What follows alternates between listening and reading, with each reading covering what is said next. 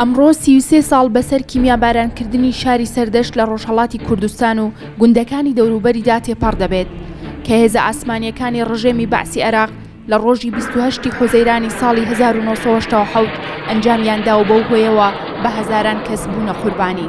بەپێی ئامارەکان لە 22 ئەیلولی 1970 تا 8 نیسانی 1970 ڕژێمی بەعسلانی کەم 196 جار چەکی کیمیاوی لە ڕۆژهەڵاتی کوردستان بەکارهێناوە.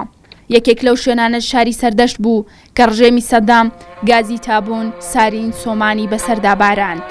لەو کاتەدا زیاتر لە 110 کەس بە گازی کیمیاوی گیانیان لەدەستدا و بەپێی ئامارە فەرمیەکانیش لە کۆی 12,000 دانیشتووی شاری سەردەشت 8,025 کەس بریندار بوون. لانی کەم 4,500 کەس لەو بریندارانە دەبوو دەرمان بکرێن، بەڵام تەنها 300 کەس لە سەردەشت بە خێرایی دەرمان کران.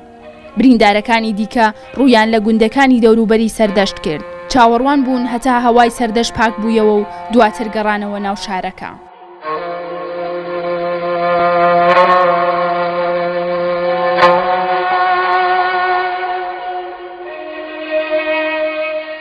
سورەیا حسەینی کە خانەوادەکەی و باوکی یەکێکن لە بەرکەوتوانی کیمیابارانی سەردەشت سەبارەت بە چۆنیەتی ئەو ڕووداوە وتی: وەڵا دەنگی کردارێکی زۆر هاتی تەقنیەوەیەکی زۆر تونند هات بە دوویدا بۆنێک بڵاو بووە کوتیان وەڵا ئەوە لە نێو بڵێنەکە سەرچارە کەپسول دەقینەوە چەند کەپسولی بە دوو یەکدان بۆیە دەنگیانەوەندە شەدیدە، بەڵی خەڵکەکە هەموو پەنای گرت بۆ دەرەوەی شارەکە بۆ سەر شاخ و چێ و بڵێن ئەو دێهاتە نزیکانێکە هەبوو.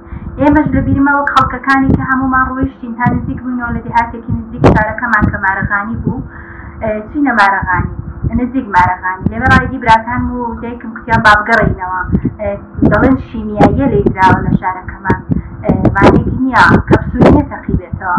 هەدی ئێمەش گەڕاینەوە دووبارە بۆ نێو شاری و بڵێن ئەوزار دەست پێکرا بڵێن لیان بردینەوە هەر بەلی باسەوە دەچوینە بندوشی حەمامێ ئەوزار خاڵیان سەرزەکردیان داینێ بە پێش دممان دەمان کرد ئەوزار دەچوینە پیان بردینە بیمارستانی بەسەرۆکی شەستوش و ئەو شتانە کومەکیان دەکردین بە حیساب زوو لە گوان لە چاومان دەدا لە حیساب چاوشتیان بۆ شەستوش و دەداین هاتینەوە ماڵە بەس ئێتێکی زۆر زۆر نازور بوو لە نێو شارەکەیدا.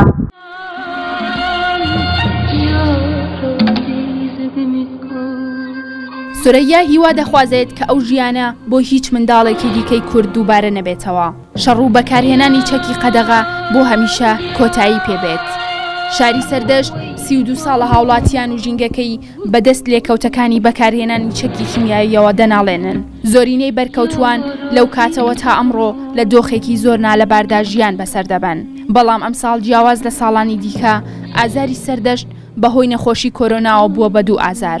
جیاواز لەو کێشە تەندروستیانەی کە بۆیان دروست بووە بە شێوەیەکی خراپ لەم دۆخەدا ژیان دەگوزارێن و تەنگە نەفەس بوونیان و ئازارەکانی جەستەیان دوو هێندەی دیکە زیادی کردووە.